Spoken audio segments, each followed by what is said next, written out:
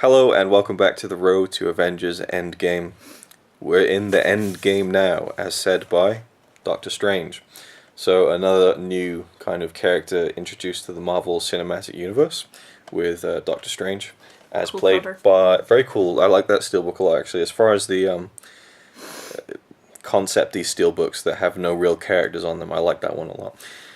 We have Benedict Cumberbatch joining the fray as Dr. Stephen Strange, and we get his origin story, and it's one I had no knowledge of, so I was intrigued to see how it would look.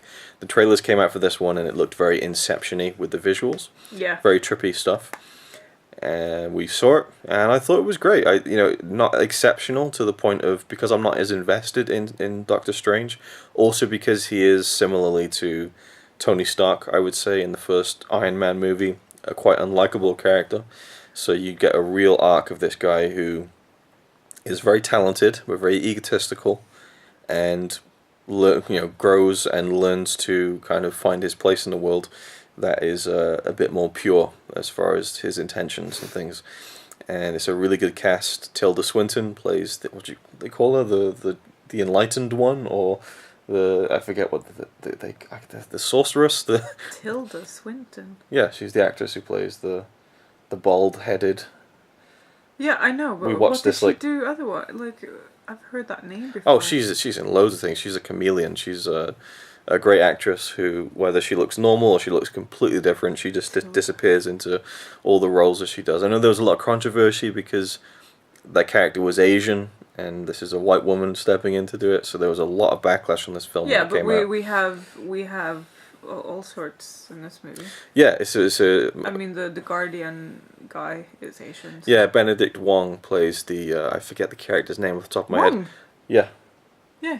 Yeah. Oh, was that his name? Wong. Okay, well, there you go. I'm pretty sure it was. Let's double check that it was Benedict Wong. Anyway, I liked and then we have Mads Mikkelsen, so it's a very Mats Mikkelsen. Oh, Mads Mikkelsen, a very international cast, and we have Chiwetel Ejiofor, who plays Mordo.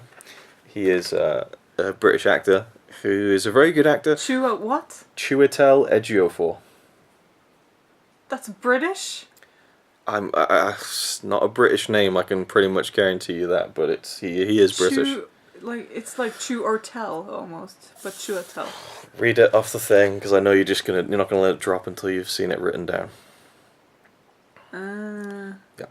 So I think he's a great actor. I really like him in Serenity, but I didn't love him in this film. There's something about him. He was also a bit too theatrical at times, a bit too, and I don't know. Just every now and again, I'd feel like I was watching someone act more than react, if that makes sense. Anyway, so Doctor Strange is a literal doctor. Is he a neuro? No, he's not a neurosurgeon. He works on nerve damage and things like that, I think.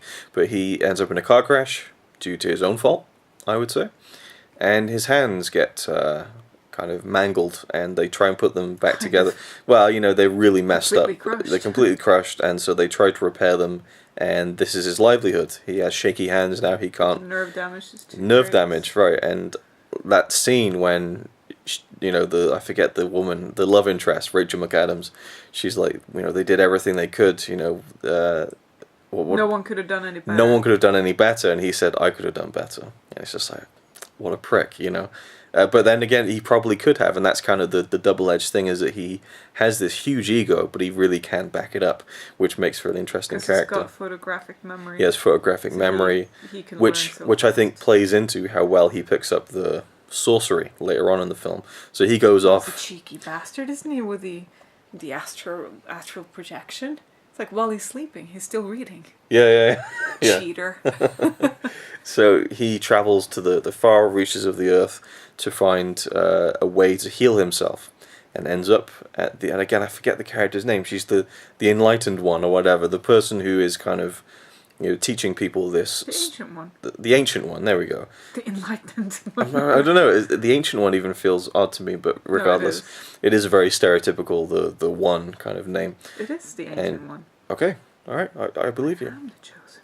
Okay, I believe you. I am the chosen one. He meets her, and I love the scene when she kind of pushes his astral form outside of his physical form, and then just sends him on a wild trip. Like, that's such a great, and that's one of the things I love about the film is the Open your visuals. eye. It's just so much fun.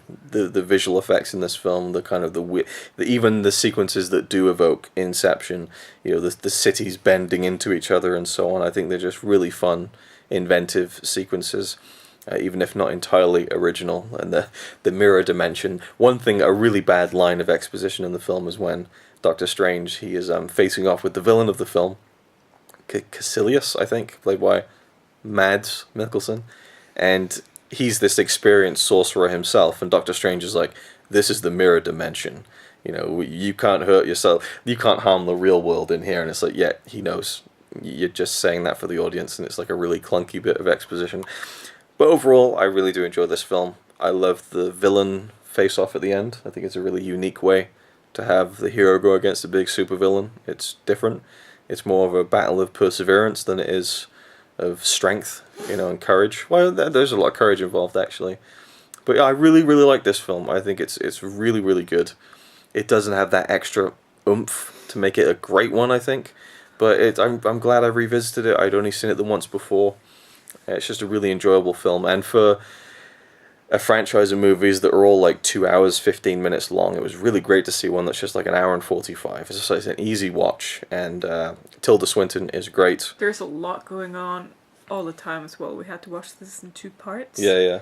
And I just, like, in the middle of loads of stuff happening, I said, you might as well just pause it because it's non-stop from here. Yeah. The only pause you get is when he and her is in their astral projection looking at the lightning. But you can't pause there either. Mm-hmm.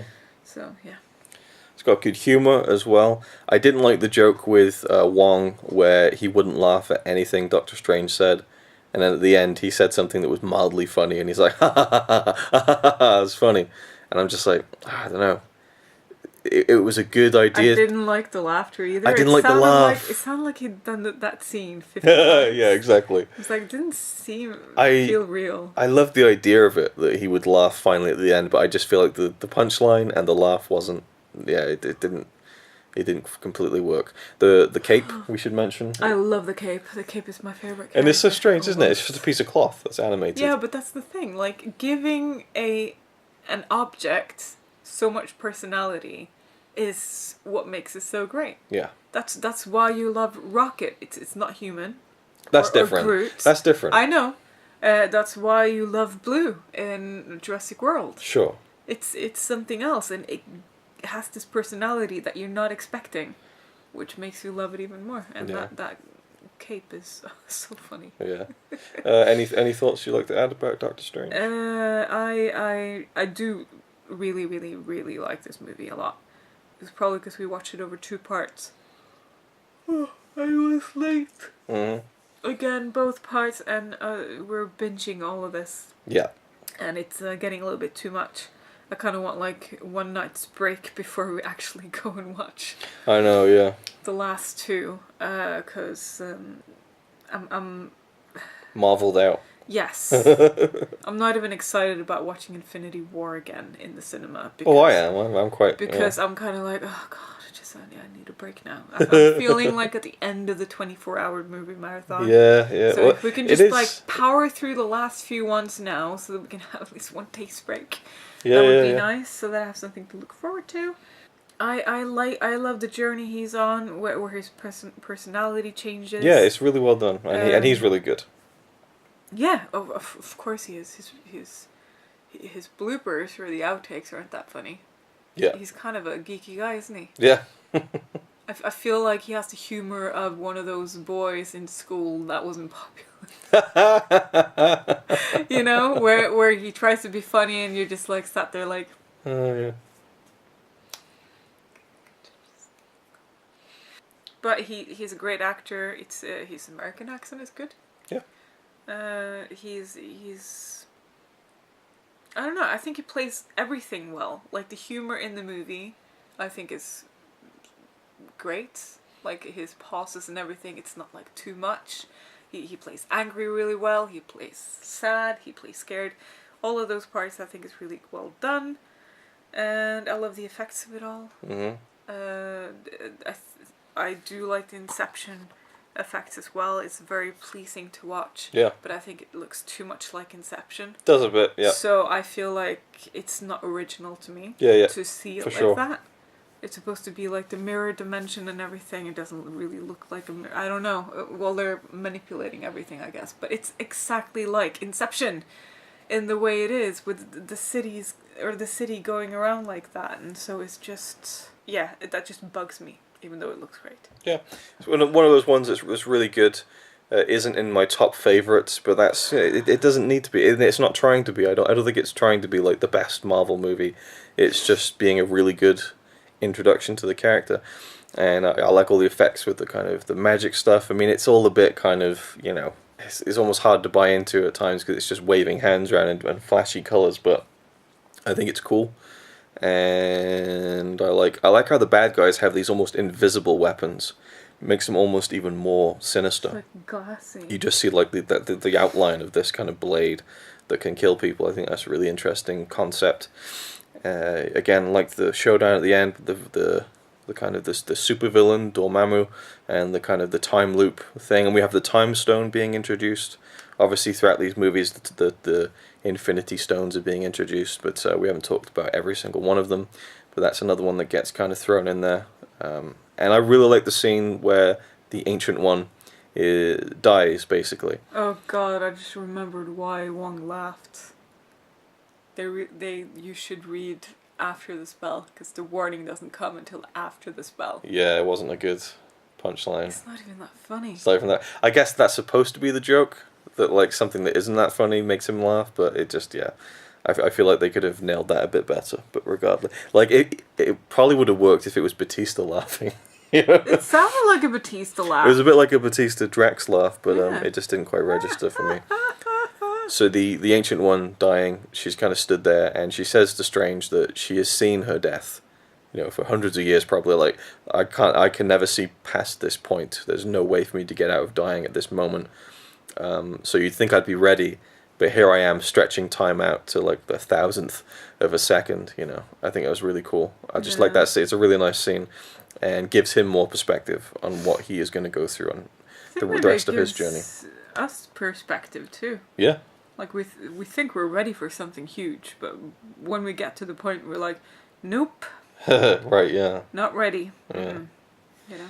So so that was it. Doctor Strange, thumbs up, and I really enjoyed him in Infinity War. So I'm glad that I'm glad he wasn't thrown in to Infinity War for the first time, because he plays a really pivotal part, I think, in that film.